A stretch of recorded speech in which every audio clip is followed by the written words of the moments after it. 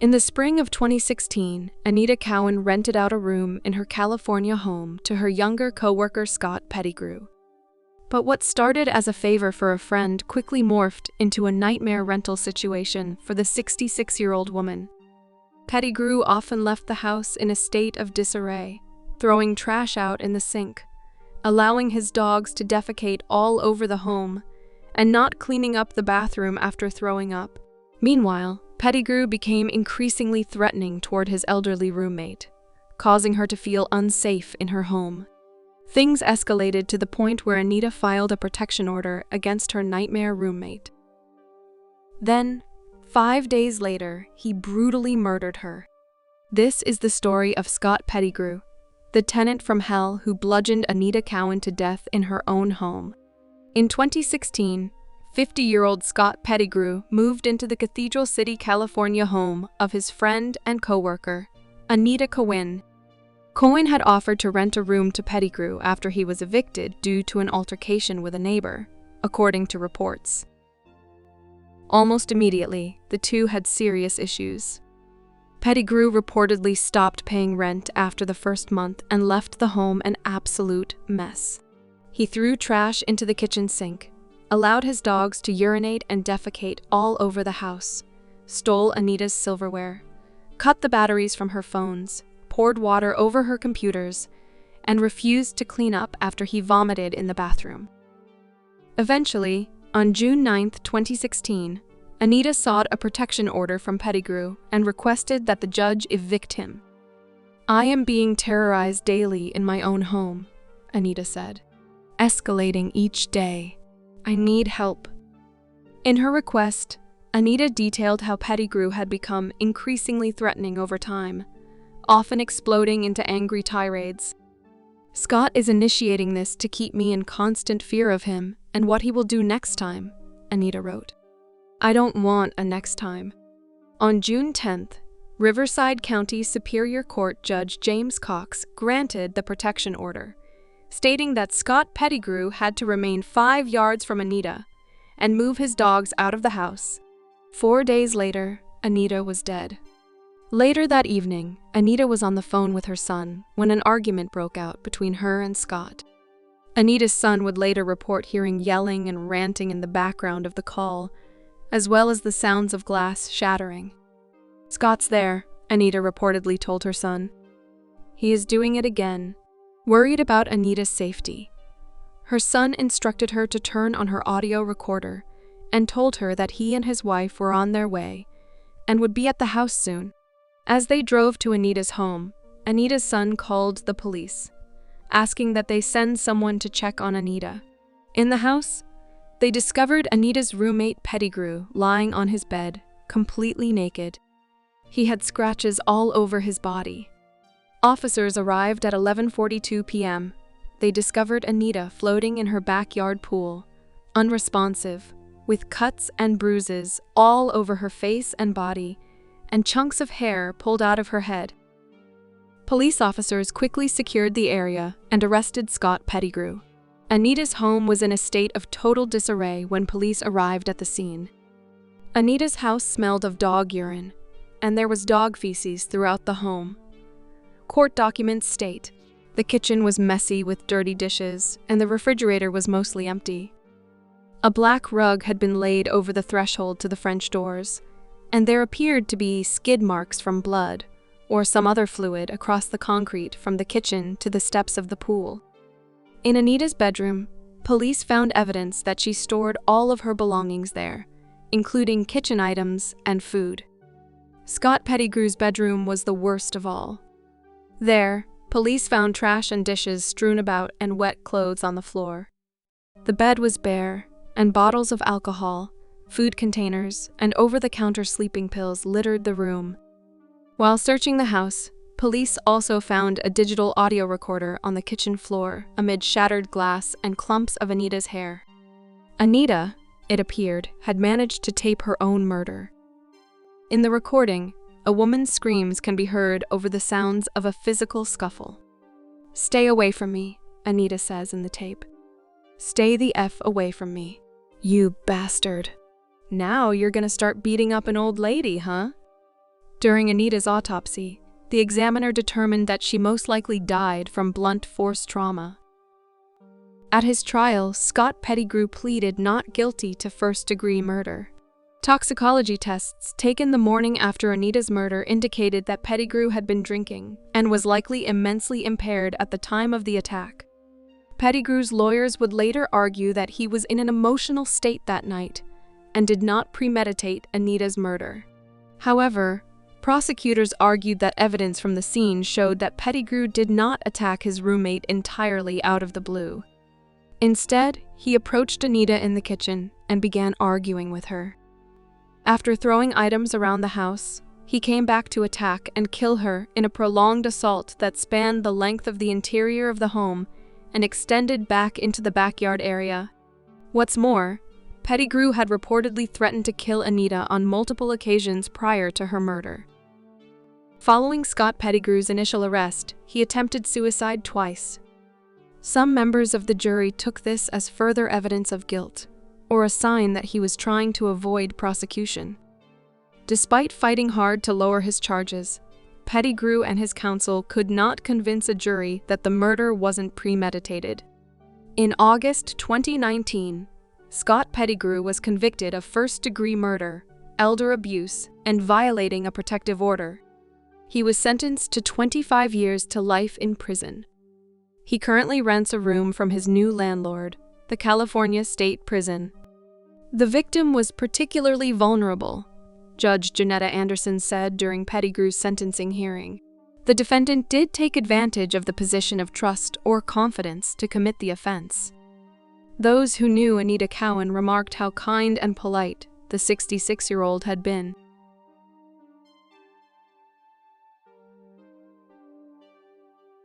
Until the age of 19, Kristin Fritzl spent her life underground. She never saw the sun, felt the fresh air, or touched the grass with her fingertips. Kristin was a captive of Josef Fritzl, her father and her grandfather, who had imprisoned Kristin's mother Elizabeth in 1984 in order to use her as a sex slave. Kristin spent the first 2 decades of her life in the prison that Josef had constructed beneath the Fritzl family home in Amstetten, Austria. She was the first child of Elizabeth and Josef, a product of rape and incest, and was present for the births of the 6 children who followed. And it was thanks to Kristin that, in 2008, the family finally escaped from Josef. By the time Kristin Fritzl was born on August 30th, 1988, her mother Elizabeth Fritzl had been Josef Fritzl's prisoner for 4 years. Elizabeth's captivity began in 1984, when her father lured her to a basement prison he'd been developing since the 1970s, knocked her out with ether, and tied her to the bed. Josef had first raped Elizabeth when she was 11, and the privacy of the basement prison allowed him to escalate his abuse. Josef beat Elizabeth, psychologically tormented her, and forced her to reenact scenes from violent pornographic films. Meanwhile, the outside world believed his lie that Elizabeth had run away and joined a religious cult. Unsurprisingly, she had tried to run away from home before. Then, Elizabeth got pregnant. Elizabeth's first pregnancy in 1986 ended in a miscarriage. But in 1987, she got pregnant with Kristin. According to reporting from The Telegraph in 2009, Josef Fritzl begrudgingly gave Elizabeth a book on pregnancy, a pair of scissors, a blanket, and some diapers. But after she delivered Kristin alone and without anesthesia, he didn't check on them for 10 days. Following Kristin Fritzl's birth, Elizabeth gave birth 6 more times. 1 child died in infancy, but Elizabeth Fritzl's other children were born relatively healthy. Josef took some of the children, Lisa, Monica, and Alexander, upstairs, and convinced his wife and the Austrian authorities that Elizabeth had dropped them off on the doorstep. He left the other 3 children, Kirsten, Stefan, and Felix, under their mother's care in the basement prison. Despite their horrific circumstances, Elizabeth tried to make life pleasant for her children. She decorated the walls with images of flowers, stars, the sun, and animals like snails and octopuses. but she couldn't protect them from Josef's wrath. When Josef was angry, he would reportedly cut off the electricity or withhold food. When he and his upstairs family went on vacation, he often left Elizabeth, Kristin, and the other downstairs children alone for up to 10 days. And Josef continued to rape Elizabeth. Have you ever wondered what it was like in the cellar? A prosecutor later asked jurors at Josef Fritzl's trial in 2009, according to the Daily Beast. Light out. Rape. Light on. Moldy walls. Rape. Light out. Despite her mother's best efforts, life in the basement took its toll on Kristin. According to a 2010 article, she reacted to captivity by having fits, shredding her clothing, and stuffing it in the toilet. It seemed that life would continue that way indefinitely. But then, in 2008, Kristin Fritzl suddenly fell deathly ill. Kristin Fritzl had never seen the sun or breathed fresh air. As a result, she'd always been sickly, and she had suffered from epileptic attacks since she was born. But in April 2008, her health took a turn for the worse. When her daughter appeared to be on the brink of death, Elizabeth Fritzl appealed to Josef, begging him to take the 19-year-old to the hospital. On April 19th, Josef agreed. But before he took Kristin out of the basement, Elizabeth slipped a note in her daughter's pocket. Please, please help her, Elizabeth wrote according to a 2008 Guardian article, suggesting to the doctors that aspirin and cough medicine might help. Kristin is really terrified of other people. She was never in a hospital. At the hospital, doctors diagnosed Kristin with kidney, lung, and liver failure and placed her in a medically induced coma. But her precarious health and lack of medical records also roused their suspicion. They demanded to speak to her mother. Incredibly, Josef agreed. He concocted a story about how Elizabeth Fritzl had decided to come home with Stefan and Felix. But once Elizabeth was alone with the police, she struck a deal. If they promised she would never have to see her father again, she would tell them the full story.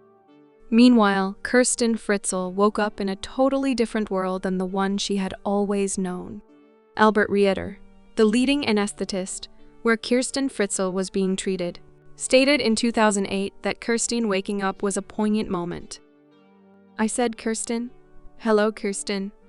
And she said to me, hello. And I said, a new life has begun. Despite her decades of isolation, Kristin Fritzl adapted to her new life fairly quickly. Hospital workers were pleased to see her bopping in bed to the music of Robbie Williams, whom she had first seen on TV in the basement. Kristin also expressed a desire to see the singer in concert and to go skiing one day. She had been in a coma for about 7 weeks, but Kristin was soon able to speak, stand, and walk with assistance. Doctors stated that they weren't entirely sure what had caused her organ failure, but speculated that it could have been related to epilepsy. We've so far been unable to ascertain the definite cause of organ failure, but it's probable that a small inflammation, which remained untreated, triggered the failure of one of her major organs, Rieder explained. The lungs appear to have failed after she bit her tongue during an epileptic fit, and she got blood in her lungs as a result. Whatever caused her illness, Kristin's trip to the hospital resulted in her family's escape from the basement, and their lives would never be the same. Following Elizabeth Fritzl's declaration to the police, Josef was arrested and put on trial. Before long, DNA tests confirmed that Josef was the father of Elizabeth Fritzl's children. In 2009, he was found guilty of enslavement, incest, rape, coercion, and false imprisonment. Josef also pleaded guilty to negligent homicide related to the death of Elizabeth's son, Michael. He was sentenced to life in prison. Meanwhile, Elizabeth, Kristin, and the rest of their family started a new life in an undisclosed location in Austria, known only as Village X. Not much is known about their lives now. The Independent reported that Kristin and her downstairs siblings initially had trouble bonding with the upstairs children, but that their relationship has improved. Elizabeth, for her part, has reportedly developed a love for glittery jeans, passed her driver's test, and even found love. In 2019, she married her bodyguard, Thomas Wagner. Less is known about Kristin Fritzl's life today in Village X. But one thing is for sure. After spending the first 2 decades of her life imprisoned in a basement, Kristin's future will look very different.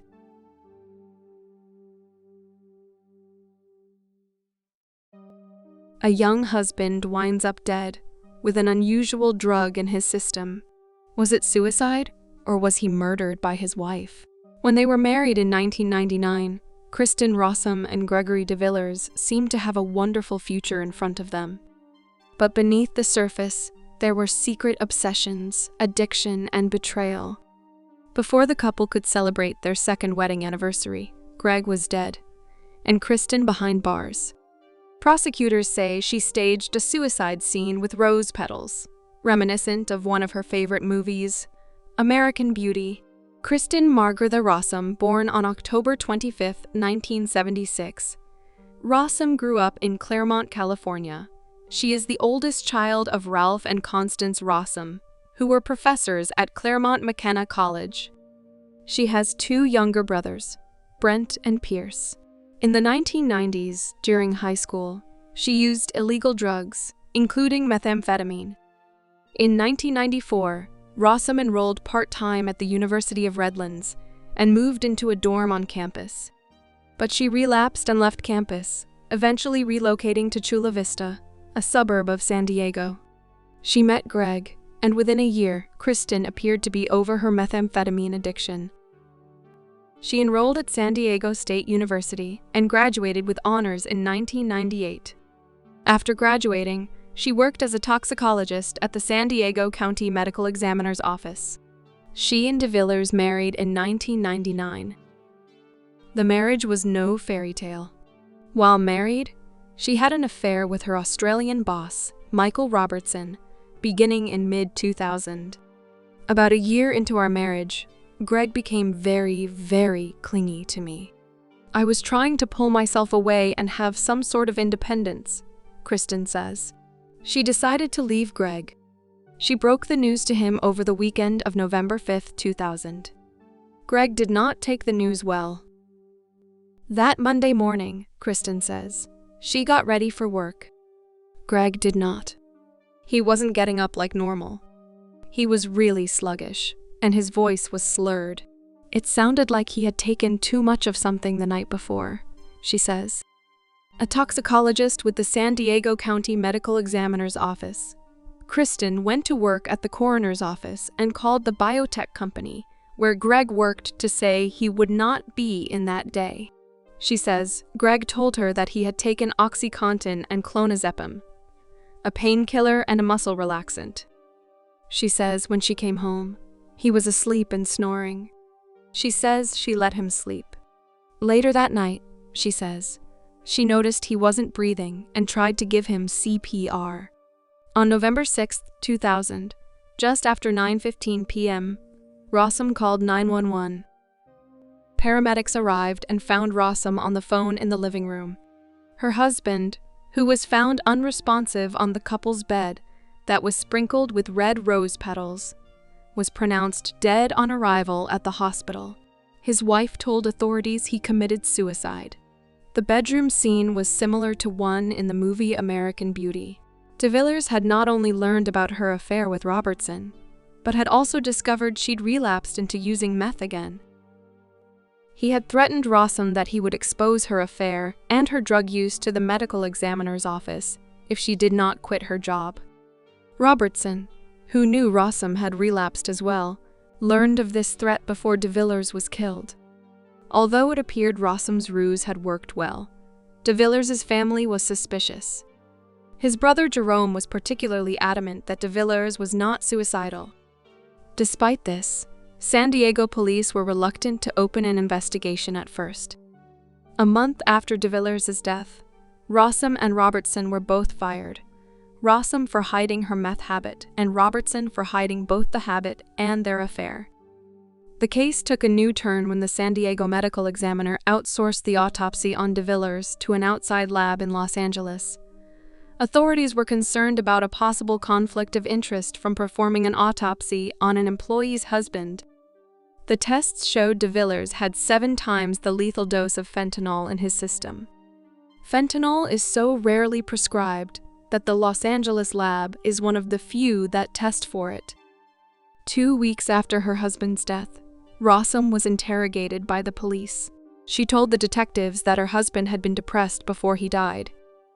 Rossum's father stated that he seemed to be deeply distressed and that he drank wine and gin heavily that night. In a television interview months after DeVillers' death, Rossum stated, "He was making a big deal of the last rose standing. I think he was just making a statement that he knew our relationship was over." On June 25, 2001, 7 months after DeVillers' death, Rossum was arrested and charged with murder. Her parents paid for her $1.25 million bail and picked her up from the San Diego jail. It's not the kind of drug you'd find in your medicine cabinet. Who would know how this drug works and have access to it? Kristin Rossum, for one, because she is a toxicologist. She had access to fentanyl at work. She also knew that her office did not routinely test for fentanyl in autopsies. Her boss and lover, Michael Robertson, knew that too. Fentanyl was missing from the place where Kristin worked. Kristin says she did not take it. But if Greg did kill himself with fentanyl, how is it possible he left behind no evidence? Kristin's lawyer, Alex Lobig, says there's no evidence because Greg got rid of it to make it look like murder, to frame Kristin. If he killed himself and got rid of the evidence, Greg DeVillers was either very crafty or very lucky.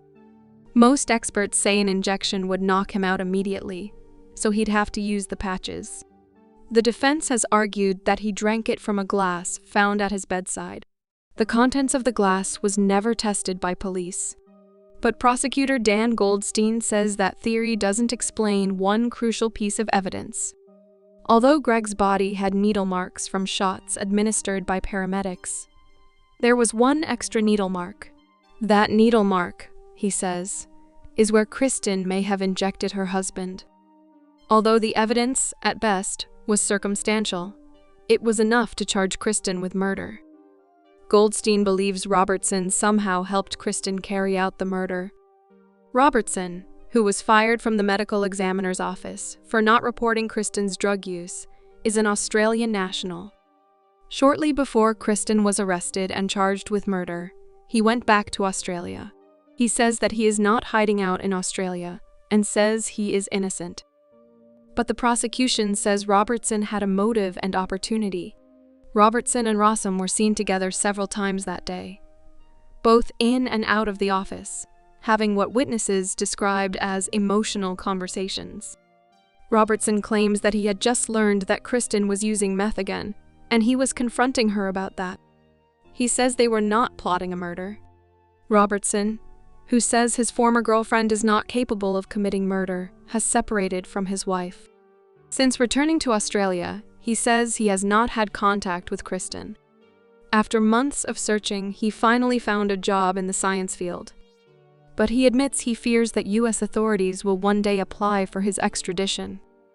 While prosecutors have decided not to seek the death penalty against Kristin Rossum, they wanted to send her to prison for the rest of her life. Just before the trial, another important piece of evidence surfaced: Kristin's receipt from a supermarket on the day Greg died. She bought soup, cold medicine, and a single rose. Kristin says she bought a yellow rose and gave it to Robertson. The petals found on Greg's body were red, and the receipt did not specify the color of the flower. In a 4-week trial in October 2002, Kristin became the media's main attraction. Cameras, banned from the courtroom, followed her fashionable entrances and exits. She was on the witness stand for more than 8 hours. The prosecution spent 7.5 hours on closing arguments. The defense summed up its case in fewer than 2 hours. The jury deliberated for 8 hours over 2 days. The verdict: she was found guilty of the murder of her husband and sentenced to life in prison with no chance of parole. Thank you for watching. If you enjoyed the video, please like and subscribe to stay tuned with the latest uploads.